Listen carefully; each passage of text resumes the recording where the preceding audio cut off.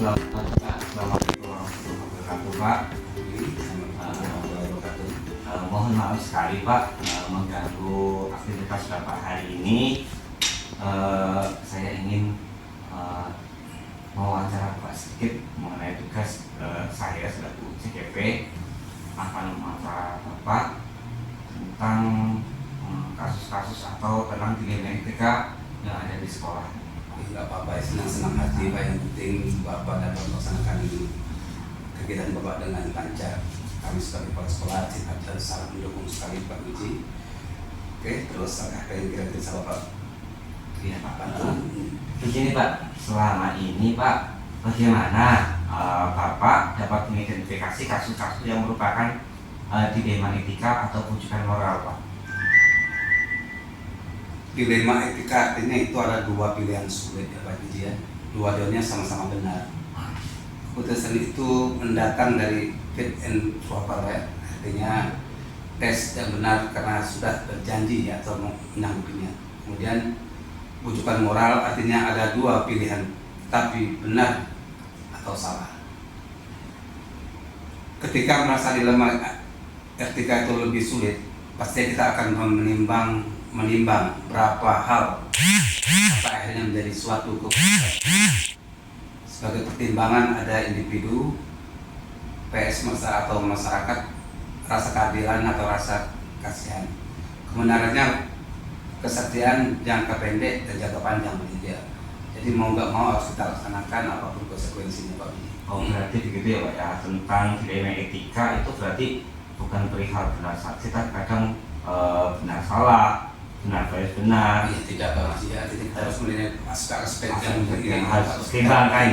Walaupun aturan juga ya jelas. aturan prinsipnya seperti itu. Ya. Aturan juga dijalankan, tapi harus melihat dari sisi keadilan ya, Pak ya. Tidak sekali. Kita tidak bisa mengukur dari satu sudut saja Pak. Nanti ada pandang-pandang lain yang bisa akan menjadi penunjang yang lebih baik. Apalagi kalau dia, iya Pak. Gini Pak, selama ini bagaimana Pak Bapak dalam menjalankan pengambilan keputusan di sekolah Bapak, terutama untuk kasus-kasus di mana ada dua kepentingan yang sama-sama benar atau sama-sama mengandung nilai kebajikan? tentunya sebagai orang tua atau kepala sekolah harus meneliti dulu ya kasus-kasus itu Bapak identifikasi dengan baik. Setelah Bapak menggunakan keyakinan yang Bapak rasa bersifat adil dan bisa itu, jadi kita proses pengambilan keputusan itu harus bertanggung jawab, pertama bertanggung jawab dan dari segala kompetensi kesadaran diri, set and process pada pengelolaan dirinya. Jadi sangat harus hati-hati Pak dalam hal ini. Kita tidak boleh ceroboh, artinya kita terima dulu masukan-masukan. Itu pandangan Bapak ya, mungkin berbeda dengan pandangan sekolah orang lain kan. Sehemat Bapak seperti itu Pak Budi. Berarti dalam hal ini kalau kurang jawab, kesadaran diri itu dalam pengelolaan diri juga penting ya Pak ya. Iya. Karena kesadaran kayak sosial, emosional dan semua itu harus kita perhatikan dan kita pertimbangkan Pak. Iya. Selanjutnya Pak, langkah-langkah atau prosedur seperti apa yang biasa Bapak lakukan selama ini Pak? Ya yang jelas kita selaku pimpinan sebagai manajerial kita harus mengidentifikasi Pak, mengidentifikasi semua kasus-kasus atau berkaitan. Kemudian kita kumpulkan informasi-informasi yang dipercaya artinya seperti itu. Kemudian juga kita cari solusinya Pak. Ya, mungkin dari guru-guru yang lain yang kita anggap lemah, tapi mungkin barangkali dia bisa memberikan solusi atau masukan yang dapat menyelesaikan permasalahan itu. Juga pertimbangan bukti dengan pilih dari sejumlah yang kita terima. Jadi menurut Bapak harus melalui proses yang betul-betul seksama dan betul yang terukur terukasi.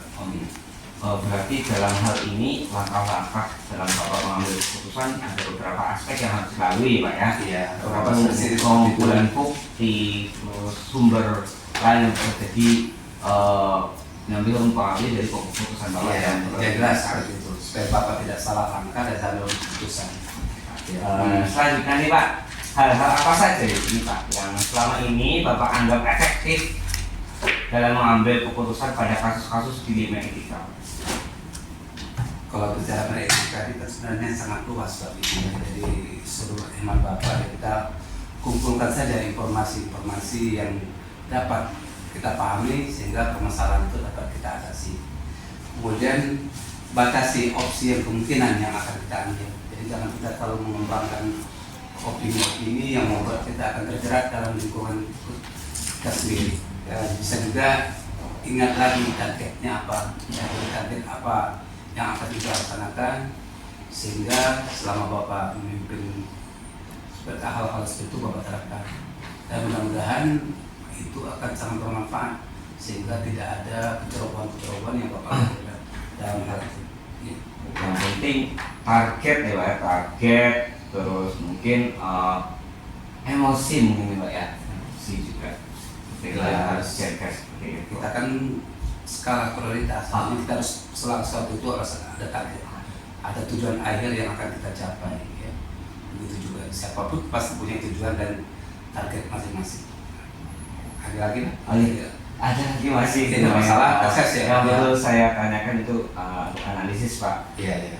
Selanjutnya Pak, ini apa saja nih Pak yang selama ini merupakan tantangan dalam pengambilan keputusan pada kasus-kasus dilema etika Pak? Yang sebagai tantangannya itu seperti apa Pak? Ya, tantangan itu kan kalau kita berbicara itu kan ada dua Pak, yang bisa kita dalam diri kita sendiri ataupun dari internal dan eksternal. Jadi kita harus juga memilah-pilah dulu, ya. Kita pilih contohnya yang eksternal itu harus kita perbuatan yang bagaimana, seperti artinya perbedaan pendapat harus kita tampung dulu. Kemudian yang eksternalnya adanya perbedaan pendapat kepala sekolah dengan masyarakat ataupun dengan guru lah katakanlah seperti itu. Jadi kita harus mengidentifikasi dulu Pak, yang mana eksternal atau eksternal sehingga kita dapat memetakan menskalakan prioritas ini yang mana yang kita utamakan. Terima kasih. Oke Pak, yang penting harus ada pembedaan antara skala prioritas dari internal dan eksternal gitu Pak. Ya, saya hemat Bapak seperti itu Pak. Untuk kita memudahkan mengambil keputusan Pak. Selanjutnya nih Pak, apakah Bapak memiliki sebuah katakanlah atau jadwal tertentu dalam sebuah penyelesaian kasus dilema etika Pak? Apakah Bapak langsung menyelesaikan di tempat atau memiliki sebuah jadwal untuk menyelesaikannya? Bentuk atau prosedur seperti apa yang Bapak jalankan? Kembali kalau kita berbicara etika, ini kan ada hal-hal yang sangat sensitif ya Pak ya.